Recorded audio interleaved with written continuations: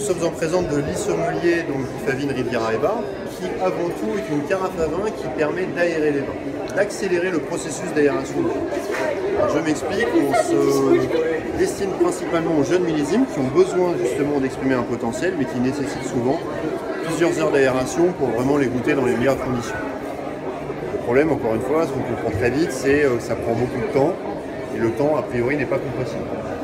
L'idée, c'est d'utiliser un oxygène qui est purifié et concentré, qu'on va injecter directement dans le vin pour accélérer le processus d'aération du vin. On va gagner en temps et en qualité également. Alors c'est très simple, je vais vous montrer comment on fonctionne. Je démarre ma machine. Ensuite, je sers le vin directement. Donc elle est livrée avec une version 75 centilitres pleine bouteille. Et pour le côté pratique de la démonstration, on va utiliser la petite carafe de démonstration qui est ici, qui est l'équivalent d'un verre de vin. Donc là, on est sur un Cahors en 2013 qu'on avait ouvert un petit peu avant, mais c'est pas grave.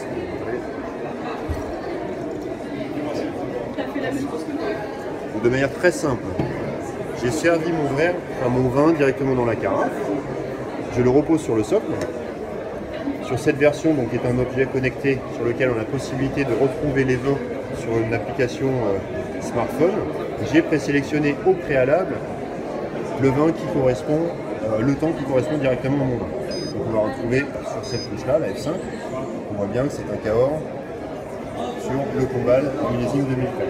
Le vin, là en l'occurrence, est aéré pendant l'équivalent de 3 heures, qui correspond pour nous à 3 minutes. 1 heure d'aération est égale à 1 minute.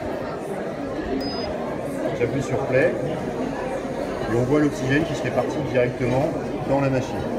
Alors, comment on obtient cet oxygène finalement? On l'obtient par filtration de l'air ambiant. Donc, on n'a aucune cartouche de gaz. On capte l'air ambiant, on le filtre à 3 niveaux différents pour en extraire l'oxygène. On joue sur la densité uniquement des gaz pour laisser filtrer l'oxygène, qui est le seul gaz qui va jouer un rôle dans l'aération des vins. Une fois qu'on a terminé ce cycle, l'oxygène est injecté directement dans la carafe, ce qui aura pour effet effectivement de libérer les arômes. Dans le cadre d'un vin rouge, de patiner un petit peu les tanins et d'avoir le plein potentiel du vin à la demande. Alors bien sûr, en cours de cycle, je peux très bien décider d'arrêter et relancer mon programme. Aucun problème.